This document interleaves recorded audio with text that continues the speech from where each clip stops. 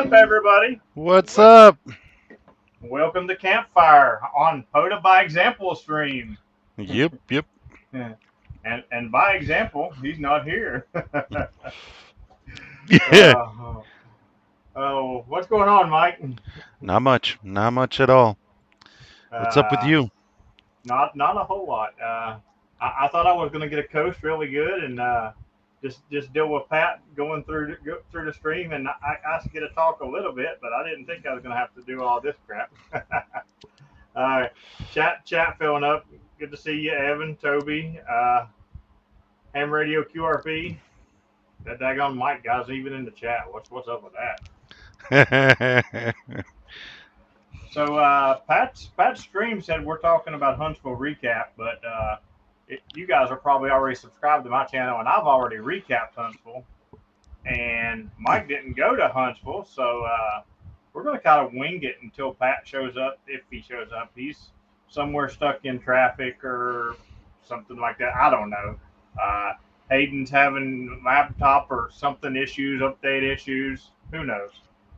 So we're just gonna light a fire on campfire and burn it down tonight.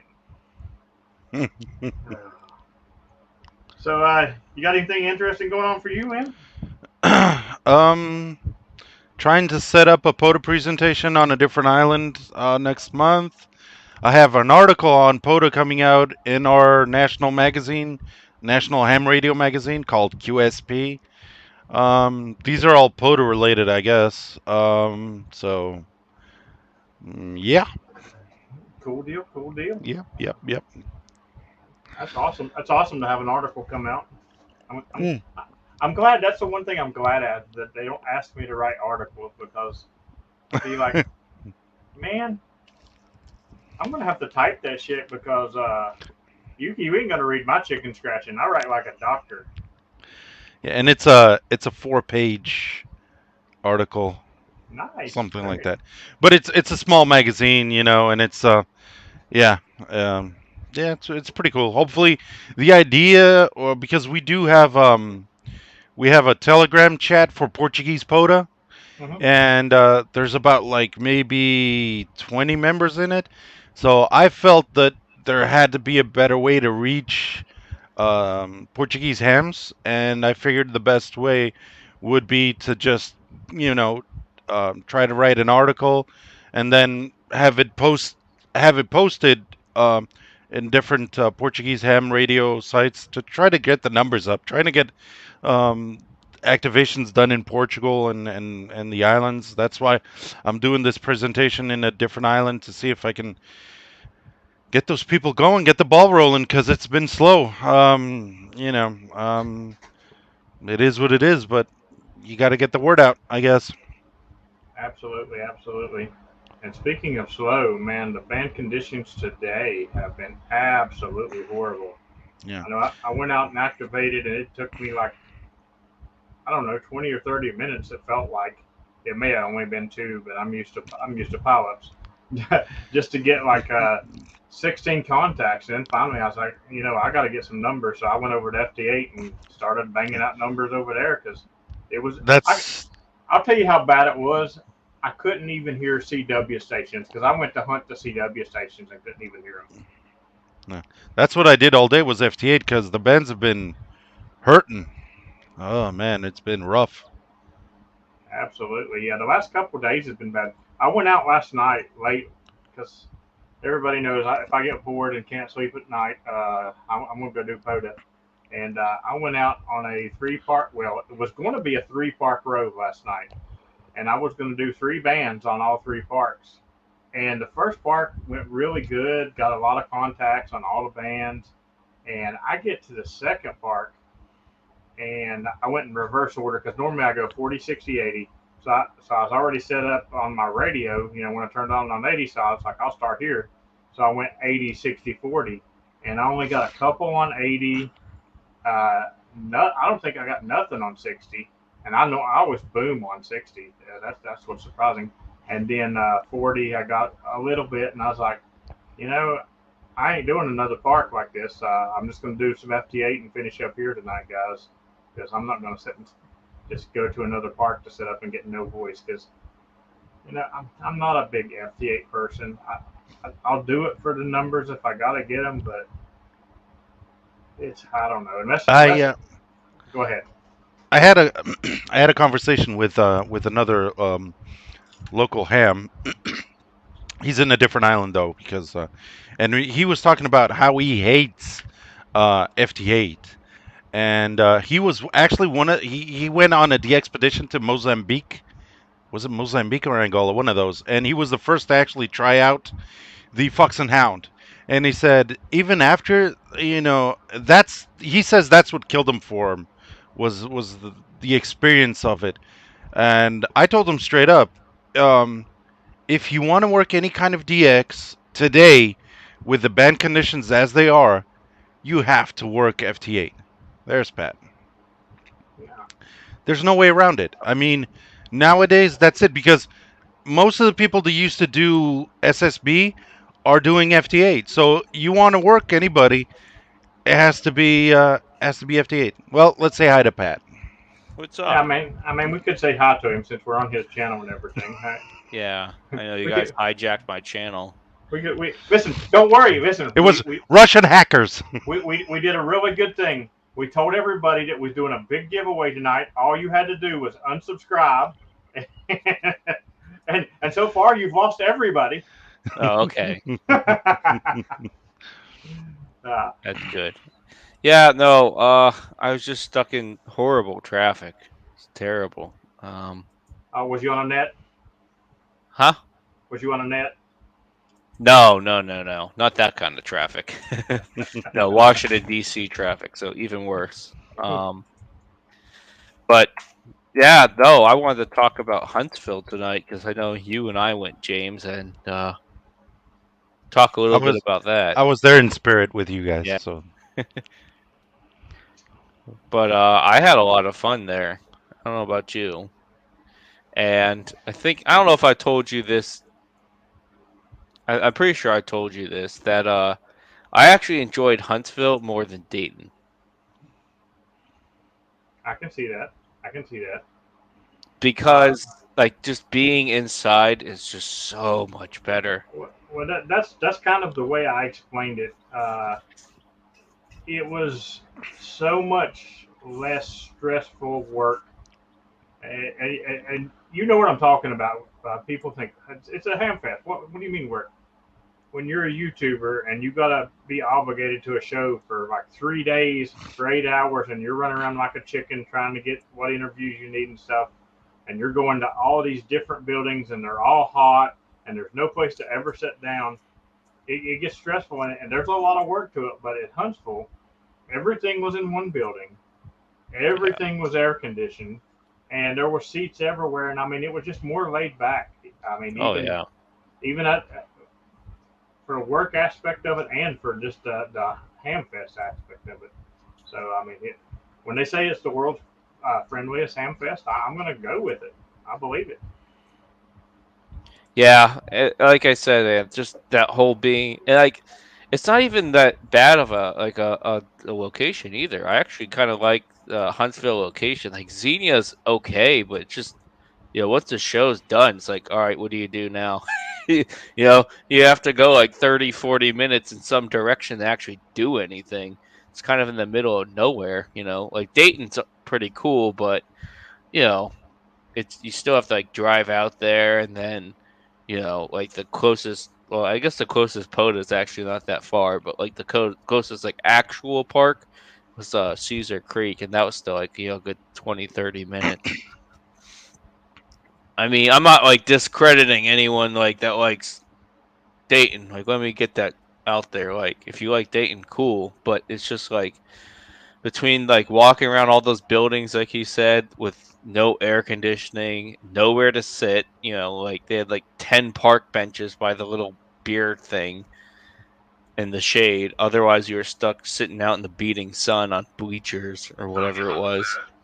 And then like the swap meet was in like a big muddy field in the middle of this racetrack, and yeah, that wasn't great. And like when after the rain went through and it got sunny, then it got super humid there too. It's like that was. Don't get me Yeah. wrong. I had a good time at both places. Oh yeah. Because the main reason I go to Hamfest is really to meet people that I talk to all the time on the radio and get to meet them and stuff. And so, it worked out great for me at both places, but it was much more a comfortable experience in Huntsville for sure. And Pat got his Waffle House frequent flyer miles. Yeah, well, I mean, dude, it was like a block away from where I was staying, so like to not eat there in the morning would have been crazy. Oh, in the morning or 3 o'clock in the night or whatever, whatever. Pat. I ain't go there 3 o'clock in the night. Oh. I was asleep by then, man. Trust me. Yeah. I mean, yeah, I liked it. I didn't even get to go on Sunday though, because I was feeling like a little cruddy, so. I didn't really get to go back to the show on Sunday, but my impression was like most people kind of filed out by that time anyways, so kind of like a one-day deal. But I thought it was pretty cool to meet Rig Expert there. Who else? Was it? No, it wasn't Steve. Jason from Gigapart showed me that cool thing that he showed you. I don't know if we could talk about it. Let's definitely not talk about it. Yeah. There's a very big reason why I don't want to talk about it. You'll have to tell me offline. But yeah. Okay. I'll tell you offline. Oh, excuse me. But yeah. So Gigapart might have something cool in the works in the future. Was that the first time they showed off that mast, by the way? Possibly. The one that's like $700, but I mean, possibly. Cool. I mean, they didn't have it in Dayton, but I don't know what they've done in between Dayton and. Oh, and then they also dropped the new radio. I don't know where mine is, but yeah, I'm giving mine away. So. Giving away on TikTok. I'm at 29.92 right now, so I need 8 more people to follow me. Mr. TikTok. I swear. You gonna make me install TikTok or something?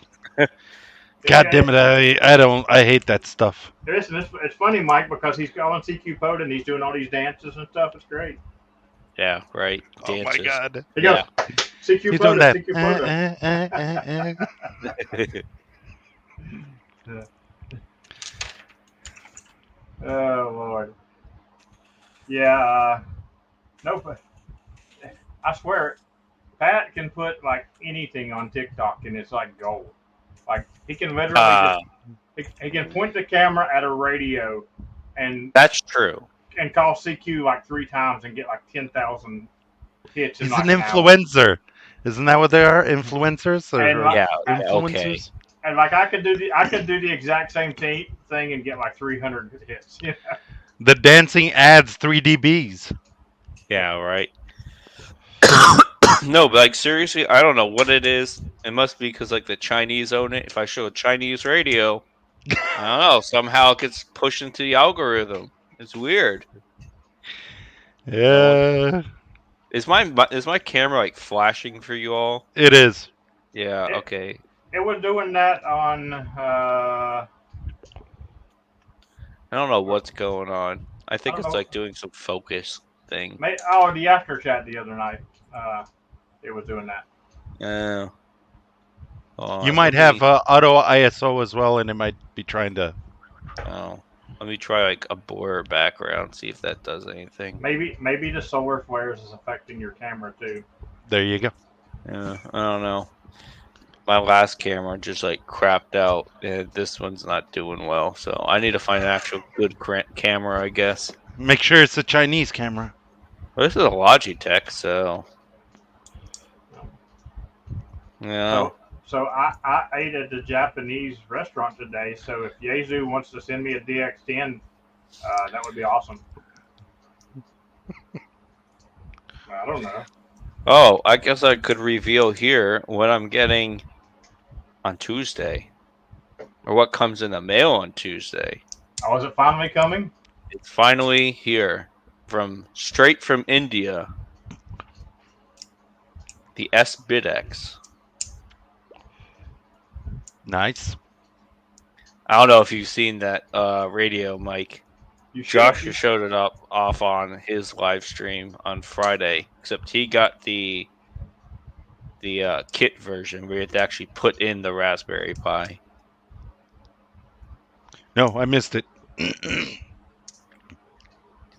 I still haven't built my QDX. It's still in the box somewhere. But yeah, mine's still not fixed, so You, we're on oh, level playing field. what happened to it? What happened to yours? Wow, there's just no audio that comes in or out of it. It's weird. Wow. Yeah, I don't know. I have to look at it. Otherwise, it seems like the PTT and everything works, but Okay. weird. I have vacation time coming up, like end of September, and I was telling James me and the missus we're planning on going to San Miguel Island, which is further east island, one of the biggest in the archipelago, or at least one of the most populous ones, 150,000 people, and and I actually trying to set up to do a POTA presentation there, and I was thinking about taking the QDX with me, and wherever I'm staying, just throw a piece of wire out the window and maybe doing some radio There you or go. hunting, or maybe even take it to a park after the POTA presentation or something. Just put on But work. so I need to, yeah, exactly. So I need to build it. So I'm figuring I have about a week before going on the trip, vacation, and between going on the trip and starting vacation. So I'm figuring a week should be more than enough. And then end of October, I'm going back. Those tickets are already booked. I'm going back for a weekend to the same island where I was invited to join a team for CQWW SSB contest. It's Nice. going to be my first time doing a contest. So wish me luck. Yeah, that's With awesome. with a very big team who already won some big things in the past. So I'm just hoping to learn, different ways of working, seeing how they set up antennas and stuff like that. It's always a learning experience. That's I think that's the most important thing about it. It's just, Yeah, I would whatever think you can too. get Like your hands on. being in the Azores, you'd probably be like in a kind of primo contesting spot. Actually, in San Miguel, Santa Maria, and even Flores Island, actually, like, there's a station. There used to be a station in San Miguel. I can't remember the call sign. That was actually owned by the president of Nokia, Hmm. where he built like a mega contest station in the middle of the Atlantic, and he would just fly there for contests and stuff like that. And I think Wow. Oscar Hotel 8 X-Ray or Arcali or something like that. I don't want to say something wrong. They actually have a station set up there year long for contests, and so they'll go there and they just whenever there's a big contest, they fly in, do the contest, and fly out. I don't know how they work, how they can use their own call sign or something like that, but yeah, it's primo because low noise and definitely the ocean is a natural amplifier. Yep. And then So you get it helps a lot. both North You're in the America. middle of both America and Europe, so you know Yep, the two it's perfect. biggest ham radio continents, Yeah, really. yeah, yeah, yeah. The other day I was at work doing, and I had my laptop on, actually a Windows tablet, and I was doing some FT8 remote, and I actually got a new country, Tongo, Huh. That's which he the is. Pacific. Huh. Yeah, it's Alpha 35 Juliet Papa, and I went and checked on QRZ, and he's going to be there for a couple of weeks or a month or two or something like that. And he was I mean, first call he picked up straight away, and yeah, confirmed already on LOTW. So that's Nice. 249 for me. nice. Nice. So I'm really happy, but I still short of my goal of 300 this year, which will not happen for sure. So I'm gonna have I to don't stretch know. that deadline. Oh, definitely not, because I haven't been working Any DX, man. It's just I FT8, don't know. FT8. The bands could get really good. You could just remote FT8. You know. Right. And so now, especially that I lost my amp, that's a whole different can of beans now. Yeah, woe is you losing an amp. Well, I have like 100-watt amp. Shut up. I can't complain. I have a 200-watt radio, but I'm still in the middle of the Atlantic, so I still need that oomph. I saw on eBay there's like a Kenwood. I think it's a TS830. It's like $250 or something. I was like, oh man, that would be a good radio. That thing's like 220 watts. I have a Okay. I have a very cheap amp. Dr. Pepper. There you go. No, but it makes a lot of difference. And you figure these contest stations, I was talking to the guy, he's like, what do you need? Oh, we got everything. We got like 2 FTDX 3000. Not a bad radio, I guess. And we have two 1 kilowatt amps. And I'm like, oh, that's pretty good. That's amazing. He's like, nah, we usually run like 5K watts, 5,000, 5 kW. And I'm like, okay. Jesus. Yeah, those guys, those contesters, they don't play around at all. It's insane. No. Those guys, and that if it's a big weekend with a big contest like CQWW, get off SSB. Those guys are just gonna take the whole of 20 meters for them, because all up and down the bend, all you hear is CQ contests. I'm a hater. I'm gonna be honest. I'm a hater. I hate contests, but I'll give it a try. You never know. And the more it's like I don't like beans. Have you ever tried them? Nope, just don't like them. So I'm gonna give it a go. It is what it is. It's not that I hate the contest. It's I hate that I can't find a place on the van when there is a contest. Well, you know what the thing I hate is all these people come out for the contest weekend, but then where are they the rest of the year? Yeah. Like the radio just sits in the shack collecting dust. It's like, dude. But it's what they like to do. I know. It's like we like to do POTA. Some people hate POTA. They need therapy. They need therapy, but that's a whole can of beans in itself. I would think contesters should be into POTA, because then they get to actually use their gear and do not a contest, but there are awards and shit involved. Remember, POTA is not a contest. Yeah, okay. That's why they give you a special award every summer, right? And winter. They don't do awards and New Year's Eve. Yeah, there is a POTA support your park. Well, they don't. Yeah, but they don't do like a plaque event in the winter. Yeah, that's true. Which I am petitioning that they should. Winter support your parks is way harder than summer. Yeah, in my opinion, because it's cold as heck out there.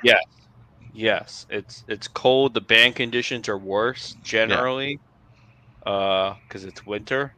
Yeah. And it's like good luck, because you could be stuck in the snow, you could be just freezing your butt off, or you could be like James just traipsing all over Florida.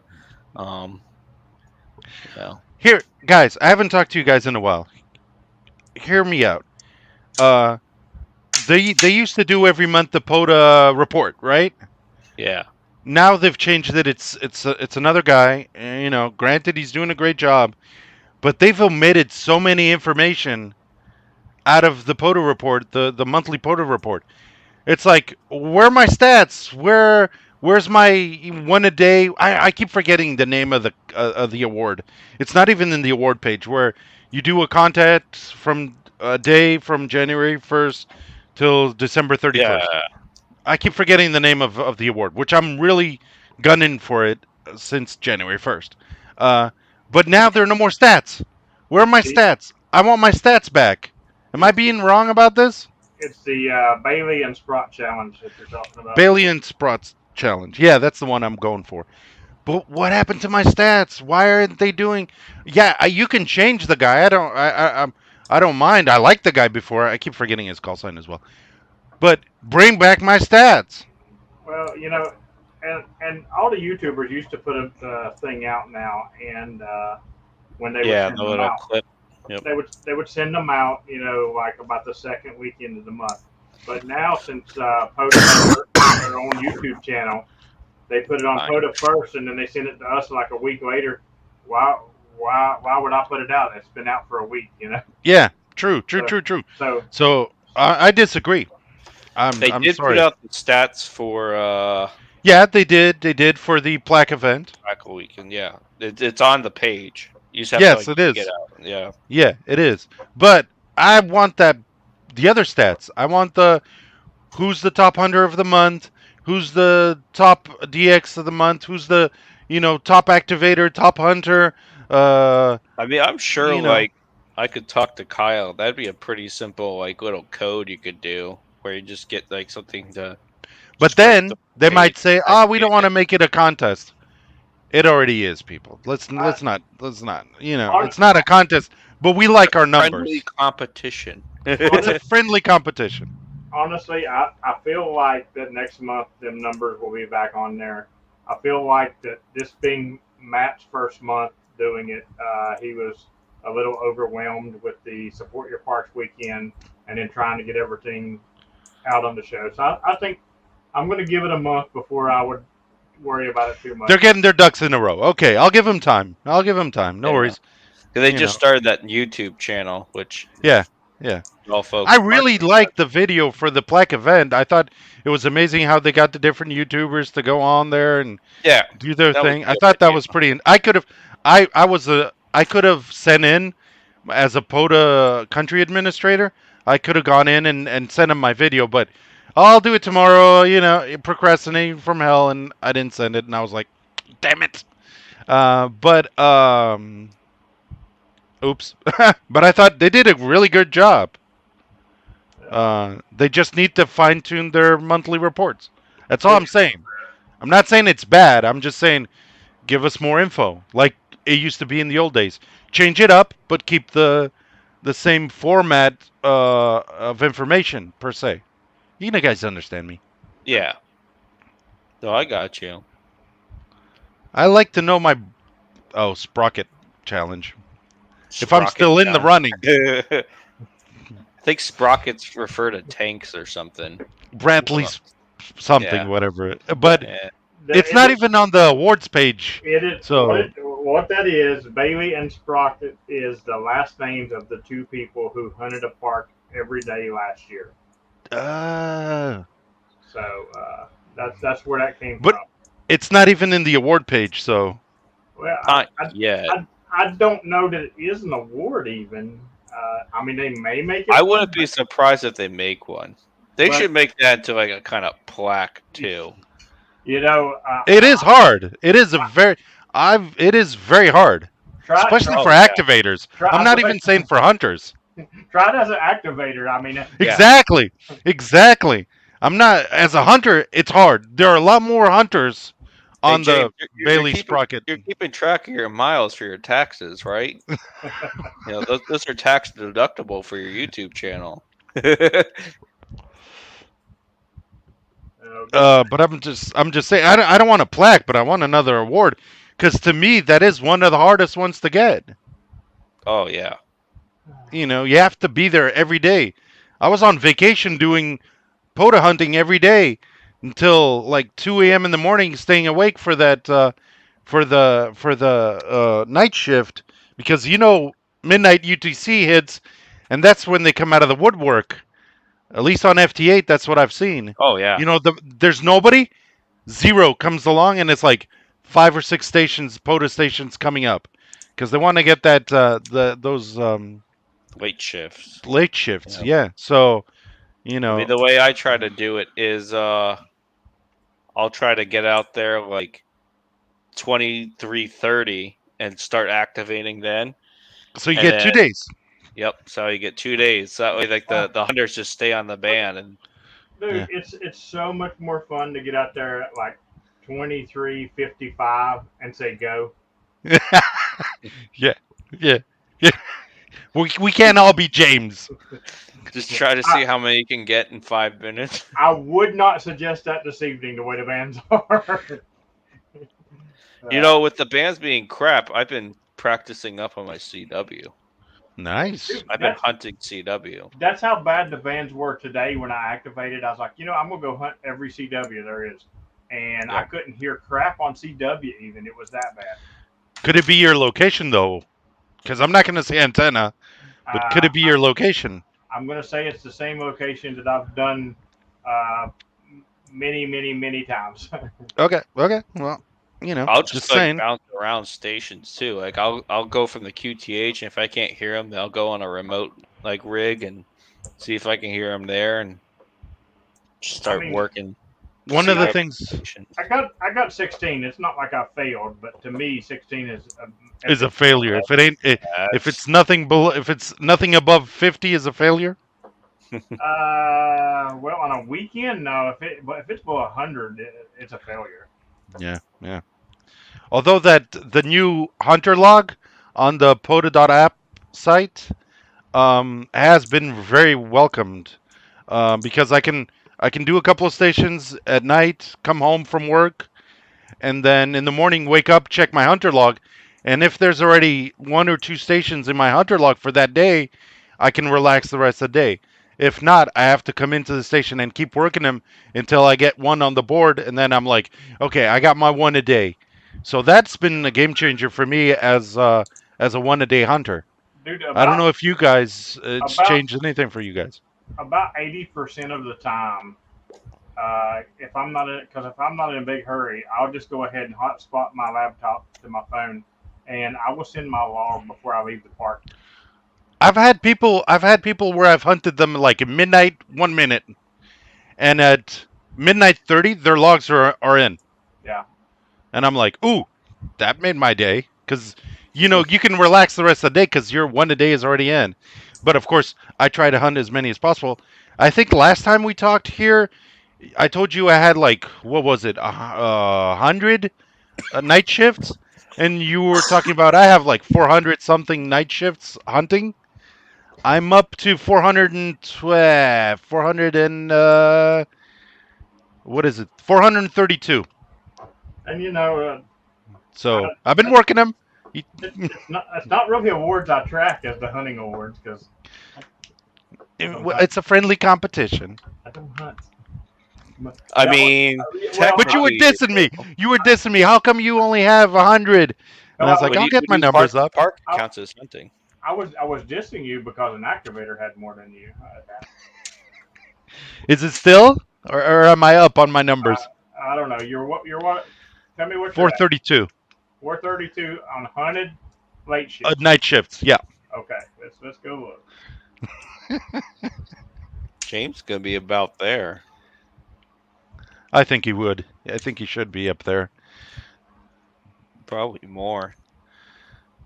I probably got more late shift in the chat. I bet I got more late shift activations than that. I'm sure you do. I'm not saying otherwise. Let's see. Geo was on Crash Course yesterday. That was a pretty good stream. If you guys didn't see that. No. Yeah.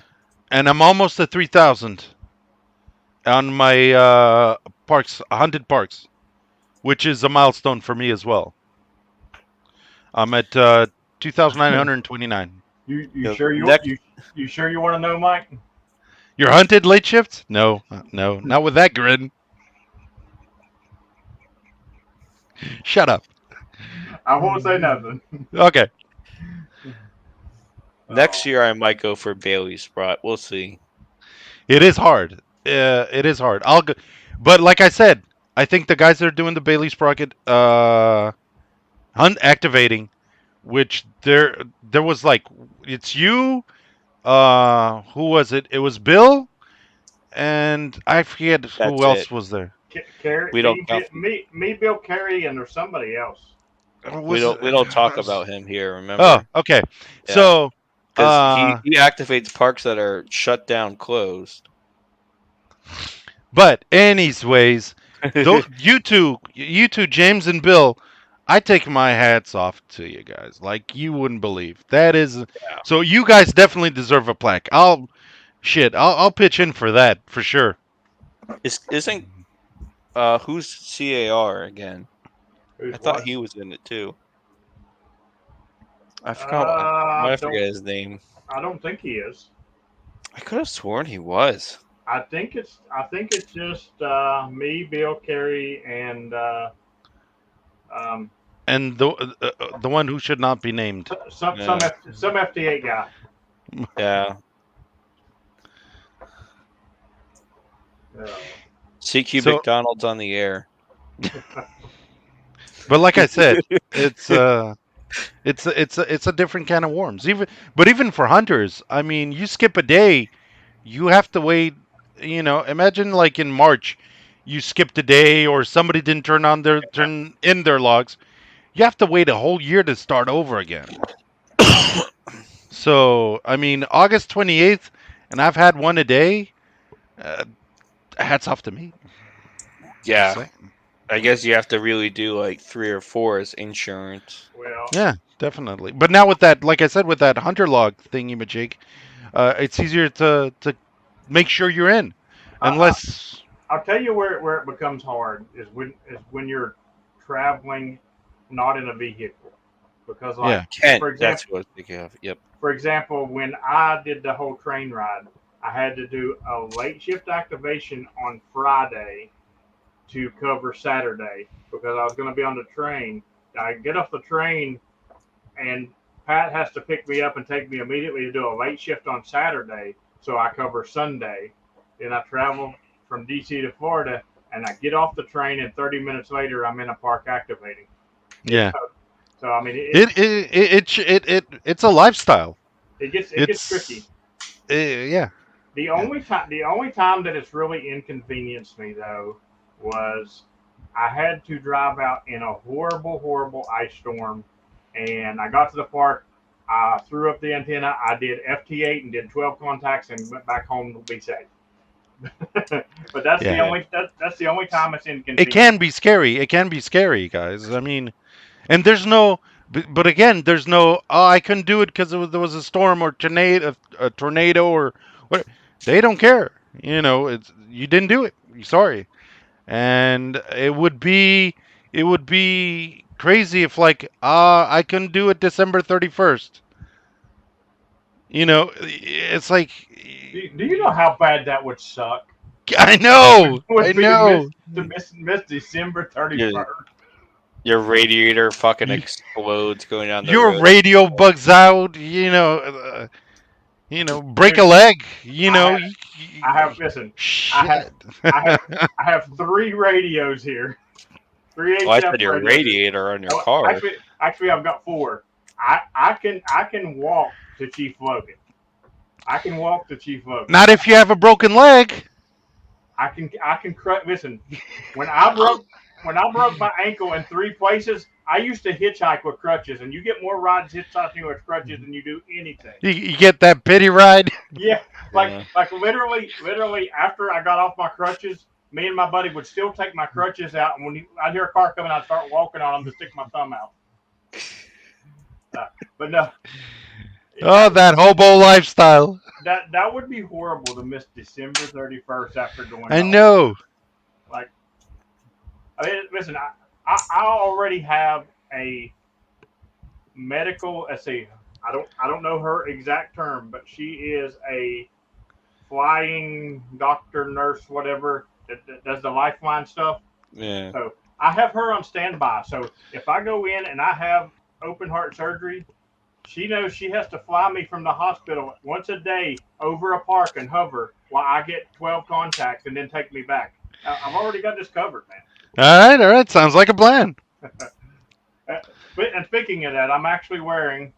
I don't know if you guys will be able to see it, but I'm wearing my Triple Crown. Let me see if I can get it in here. Yeah, I saw you with that on Huntsville. That is my Triple Crown Poda Elmer shirt given to me by the Pearsons. Very, very grateful for this shirt. Being a Poda Elmer is very meaningful to me, and I really like it. And I like helping the youth. Matter of fact, Randall Edge, one of my Patreons, he contacted me during the pile-up night before last, and he said, "Hey, do you got time to talk to a third party?" And he put his granddaughter on there. I was like, "All right, everybody, stop. Leave me alone. I got a kid here. I love to talk to the kids. There's nothing like it." That is good. I've been Elmering someone. I guess you can say that, but he's not a kid. So Hey, I've been helping anybody in ham radio is great, man. yeah, I just, especially POTA wise. I mean, giving him tips and giving him, you know, well, I mean, it's well for me, it's a great and wonderful thing. But it's not only that, but it's also securing my lineage. One day, I'll have to take the crown off, and yeah. there'll be a new POTA king. But I've already got two POTA princes standing in line waiting to take it. I got my lineage sitting there. Nice. You, you hear that, Bill Brown? You hear that, Bill Brown? You hear that, Kerry? My lineage is staying. You're gonna hand down your call sign. Man, listen, it's so much fun at the Ham Fest when I get to see Carrie, because me and her, we literally fight like brother and sister. And she sat there and she called me her little brother at the show, and I was like, I don't know if that's an insult or a compliment. You're complimenting me. You're saying I'm younger than you, but you're insulting me because little brothers lose, and I'm not going to lose, Carrie. But then her husband went and bought me this connector. It's funny that it was sitting right here, and he said, "Here, from Big Sis, you're good." Love Carrie and Ray to death. They're good people. Yeah, they are. I mean, POTA's to me, POTA's been such a loving and caring community, and it's changed my perspective on ham radio. And I mean, because for me, the local hams, they can be a little complicated. Yeah, intense. Intense would be the right word. Thank you. And I know having what you mean. Yeah. and having this outreach with you guys and the YouTube community that's been so great, and and all the guys that I talked to, and it's just been so great. It's changed my whole view of a hobby that made me quit twice. And this is my third go around on the merry-go-round, and POTA's been such a oh man, it's been great. It's been such a help and such a focused community, and it's amazing. And I think many people, have used POTA as an excuse to stay, or an excuse to come back, and it's made them stay in the hobby. And I think that's one of the best things about POTA, is that it's bringing people back and helping them stay in the hobby, because we know that things have not always been like this, and I think POTA is one of those things that's been helping a lot of people. And I mean, maybe not in Europe, I would say, but in the States, from what I've seen and what I've from talking to you guys, I feel that yeah, POTA's been a life changer for many people. I'm sure it has changed your life, James. I mean, when did you go out every day? If not for drinking, uh, but going out there and being one with nature, it's changed people's lives for the better. Well, no, I mean, I will say that I've always been a nature person. I've been a big nature person my whole life, and that's kind of what drew my interest to photo. When the first time I heard that activation, I went and looked it up on YouTube, and I was like, so I get to combine going out in nature and doing all this cool stuff, and I get to talk on the radio. I'm in. So, but yeah, it's definitely changed my life. It, if nothing else, just all of the really, really cool people that I have met that over Made you love the hobby again. like it's You know. well, I mean, it made me stay in the hobby period Yeah. because Yeah. I was pretty much a short termer. I got my tech, but to honor my dad, and I didn't. I hadn't planned on being on the radio all the time like he was. You know, I wish he was here to see it. Like he would absolutely love it. I mean, and I'm sure honestly, he would. he would be like messaging me every day, like, where are we going to Podat today? That's where it would be. That's exactly what it would be. Yeah, definitely. Coda And definitely influenced me to upgrade because I was kind of like I'd say like ham radio was kind of on the back burner for me for a long time, mostly because I was in the military, so I couldn't really do much with it. Because being on base, like I had all these restrictions on what I could and couldn't do. But yeah, Poda definitely Poda became popular at the perfect time too. Yeah. Right when the pandemic started happening, that's when ham radio started kind of resurging a little bit because everyone's home, everyone's bored, people don't have shit to do. Yeah. And then Podo is one of the very few things you could actually go out there and do during by yourself. When COVID the pandemic. safe. Yeah. When the pandemic was because you could sit in the middle of the park with an antenna, no one's going to bother you. And no one was there to bother you either because most people are too scared to come outside. So, and the great thing about it is Jason and the guys at POTA are innovating and always trying to bring new things into the hobby, making it more sophisticated. That's the most important part. Keeping it expanding. Yes, keeping it innovative and Yeah, so many of these ham radio things that pop up. Like I've been a ham for 7 years. I've been interested in the hobby for even longer than that, maybe close to 20 years now. And in my experience, like something happens, like a fad. Like before POTA, there was NPOTA. That only happened like technically once a year or something. No, I think it was a year-long event. It was a year long, but but it was. But it was over. It was 1 year. Yeah. Why?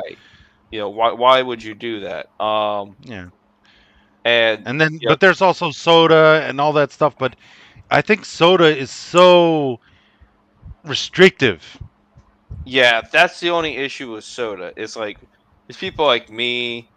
I don't know if there's any sodas in the Azores. I imagine there might. There's one on my island and a couple in there's other one, islands. and you can activate it once a year. That's it. Yeah. No, well, I can activate it every day, but I'm not going to hike. I'm not a hiker. You know what I mean? I'm not in it for the nature. I thought the rule is you could only activate it once a year. Is that it? You can activate it as many times as you want, but you only get points one time. Okay, yeah. That's what I was thinking. Yeah. That's even worse. Yeah. So, I mean, that's fine. People like that. Cool. But yeah, I mean, to each its own. POTA is constantly like keeping up on itself, and every day they're adding new countries, which means that you have more DX. Yep. And they came out with the DX award, and they're always adding these new awards. So kudos to them, and my hat's off to them. Jason took something and made it. He keeps bringing people on to make it better, and he's not standing still and basking in the glory of his achievement. He's going at it, and all these people that are coming in with software like Hammers and the POTA Extension Plus, and it's just if people didn't really enjoy POTA, none of these things would exist. And I think these things are making ham radio better, because you don't know from one of these people that are doing POTA right now that necessity is the mother of all inventions. People are it's going to bring innovation. That's my opinion, and we're going to see, hopefully someday, Yaesu or Kenwood or, God forbid, Alinco will come out with a radio for POTA only. It's a the company that comes out with the POTA radio, That'll be game over for the other companies, man. You know, give me a 100-watt radio with a built-in battery. Yes, they'll You finally know, get it. They'll with finally with, an, this with is a the built-in antenna tuner. we want. With a built-in antenna tuner, and yeah. So what we want is we want a 1500-watt radio, The size of the an size of 817. the size of this, with a built-in tuner that will tune anything we want. I mean, we can just hook it up to our car. We need no antenna. Just alligator clip it to their car, and we can get anywhere we want. And we want the magic radio. That's what we want. Yeah. Oh, did I mention that it runs like 16 hours on a 4 amp hour battery? There you go. There you go. On a USB charger. There you go. But what I'm saying is, yeah, these things happen because I would say that, and maybe I'm pulling these numbers out of my ass, which I am, but I would say that 60% of what's happening in the States right now is POTA. And if it's activations only, I'm sure the numbers would go up to 90% of all activations in this moment in the States are POTA, not soda, they're just POTAs. Yeah. You know what I mean? And this is stateside. Of course, stateside is a big mover. Now out west, there's some religious soda people for sure. Oh yeah. Not saying otherwise, but there are a lot more POTAs than there are sodas for sure. Yeah. You know, stateside. I mean, your side. Europe's still big soda thing. My problem with sodas here in West Virginia is most of them are in some really uncharted areas, and you're pushing your luck a little bit going into some of the areas that some of them are. It's dangerous. It's plain dangerous. You're in banjo music, like nope. Yeah. I'm gonna go the other way. You can smell the still. Probably. You have a really pretty smile, boy. Why does it smell like corn? Yeah. It ain't no boy. You sure do have a pretty radio. It ain't that no more. No, but it is. I think it is, and it's an amazing hobby, especially with POTA in it right now. And that's my 2 cents. Yeah, like Joseph said, like even out west, the soda summits, there's more in California, which makes sense, but they're harder to get to.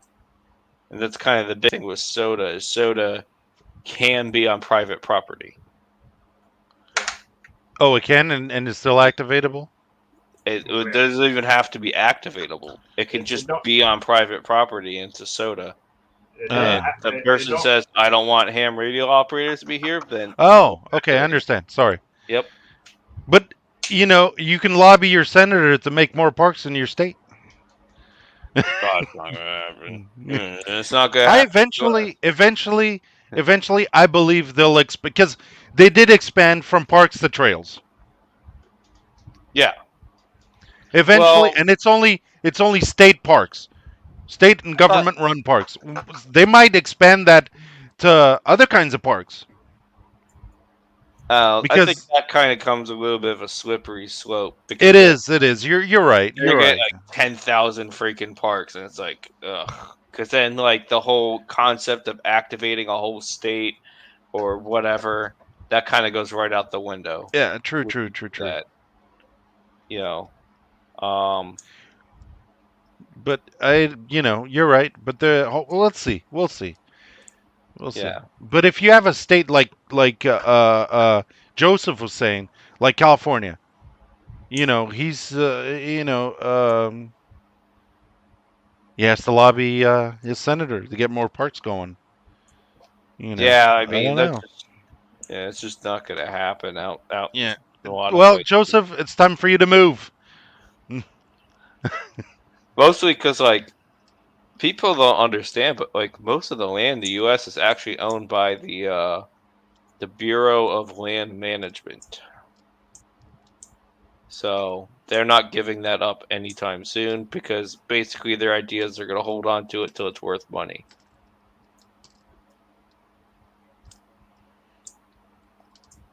But yeah, no, I mean I understand some people's frustration with I live 1,000 miles away from the closest park.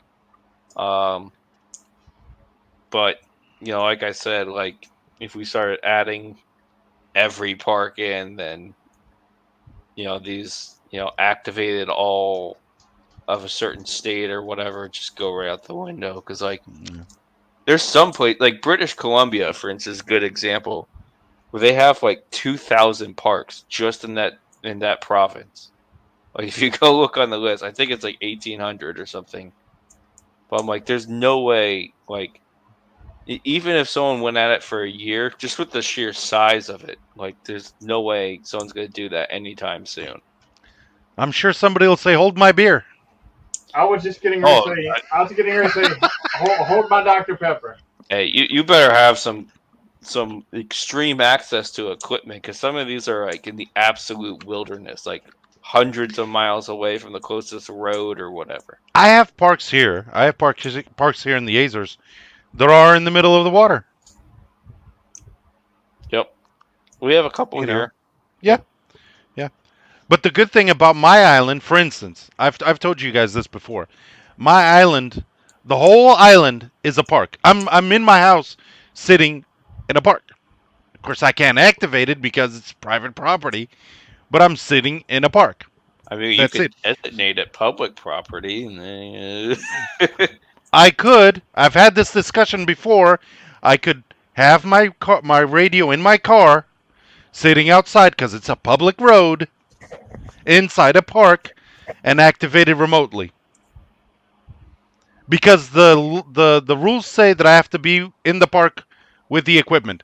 I need to give you somebody's email that needs to move there with you. But I'm saying is any park that I go activate is a twofer. Automatic. Used to buy a boat, just as Joseph Collins says. James and I already know somebody with a boat, so there you go. I don't think you can make the trip there, but to the Azores, yeah, that'd be complicated. But we have boat rentals here, so don't worry. Just come over. Don't even need to bring equipment. I'll lend it to you. I got enough equipment. Does Charlie or Frank have a stream at 7? Frank has a stream. I'm actually going to be on it, so I have to get off of here within the next. And I have to go to work. I was going to say we probably need to start wrapping this up. Thanks guys for being here today. Yeah, awesome. Only thing I got is we'll be dropping. The OG gang was back. I will be dropping several videos this week, and I'll be in parks every day. And keep in mind, if you're in the South Carolina area near Columbia, there might be a meet and greet coming up in a couple of weeks. Ugh. You heard it here first. All right. Well, if nothing else, I guess I'll say 7 threes and 7 threes, everybody. Later, see guys. everyone later. Bye. Bye.